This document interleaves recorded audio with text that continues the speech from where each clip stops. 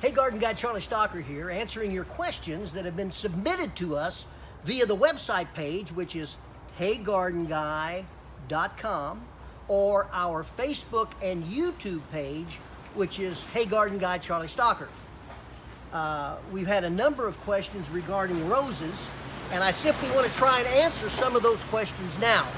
One question is, how do you trim, and what is the purpose of trimming roses?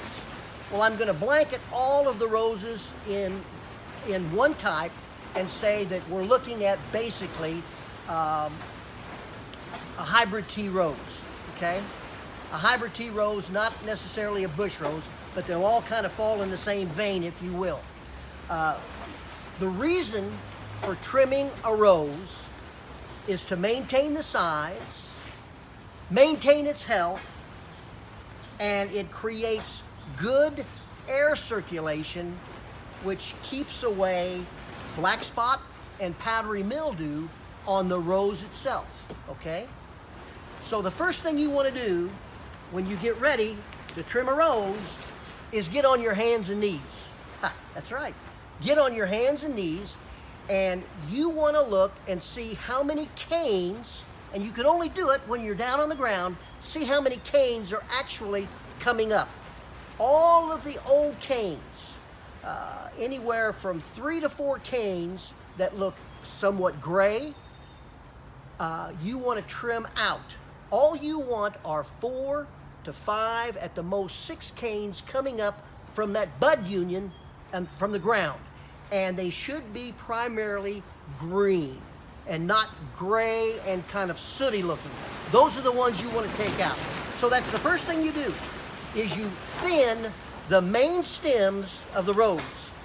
The second thing you want to do is get on your feet again and look and see where you have lateral eyes or buds coming out, and you want to drop about 25% of the height of that rose at that point. And you simply go down to where a good eye or a bud is, and it's pointing out, not in towards the center. So once you've trimmed that 25% off, and this should be done right when the forsythia are blooming. That's one of the best times you can be trimming your roses. The third thing you want to do is look for any dead branches or any branches that cross over and are impinging on another branch on the particular rose. So we've gotten down on our knees, we've trimmed everything off that is old and gnarly. We've gotten back up on our feet, and we've trimmed back 25% to bud sets that are actually pointing out. And then we have at the same time gotten rid of any cross branching or any dead material that's actually in the rose itself.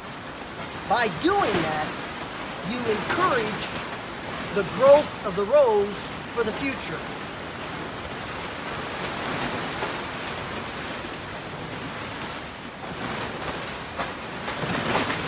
This is Charlie Stocker. I don't like it.